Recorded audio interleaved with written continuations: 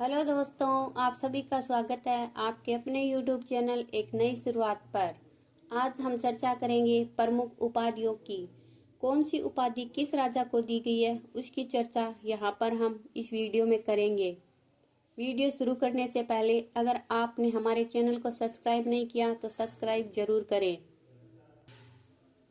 यहाँ पर हम जो प्रमुख उपाधियों की चर्चा करेंगे वो इस बुक से तथा पनोरमा बुक से ली गई है। तो चलिए शुरुआत करते हैं। सबसे पहले हम लेंगे राव मालदेव को। राव मालदेव की प्रमुख उपाधियां क्या है ये देखिए।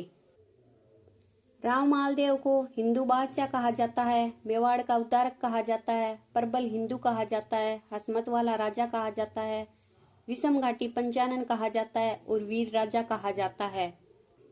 देखिए, हमीर देव को विषम घाटी पंचानन कहाँ पर कहा गया था, तो ये कहा गया था कुंभलगढ़ प्रशस्ति में। इसके अलावा वीर राजा किसने कहा, तो ये कहा था रसिक प्रिया ग्रंथ में। नेक्स्ट है महाराणा कुंभा। महाराणा कुंभा की प्रमुख उपाधियां हैं। इन्हें कहा जाता है हिंदू सुल्तान, महाराजाधिराज, धर्म व पवित्रता का अवतार, कर्ण व भोज के समान दानवीर, अभिनव भट्टाचार्य, राव राय, राणे राय, हाल गुरु, दान गुरु, सेल गुरु, छाप गुरु। इसके अलावा है नरपति, परपति, गजपति, अश्वपति, नंदिकेश्वर, परम भागवत आदि वरहा। नेक्स्ट है महाराणा प्रताप। महाराणा प्रताप के बचपन का नाम था किक्का। इसके अलावा इन्हें क्राउन प्रिंस भी कहा जाता था, इन्हें पाथल भी कहा जाता था, मेवाड़ केसरी भी कहा जाता था और हल्दी घाटी का शेर भी कहा जाता था।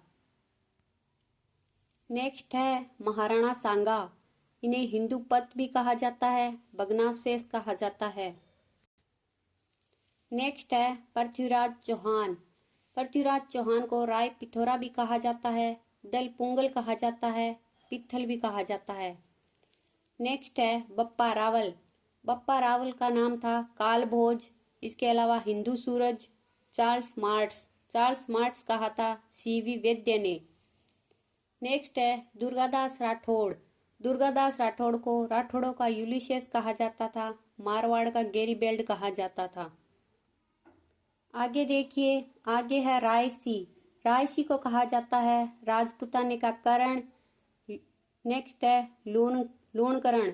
लूणकरण को कलयुग का करण कहा जाता है। देखिए, रै से रायसी, रै से राजपूत। राजपुताने का करण तो हो गया रायसी और लूणकरण हो गया कलयुग का करण।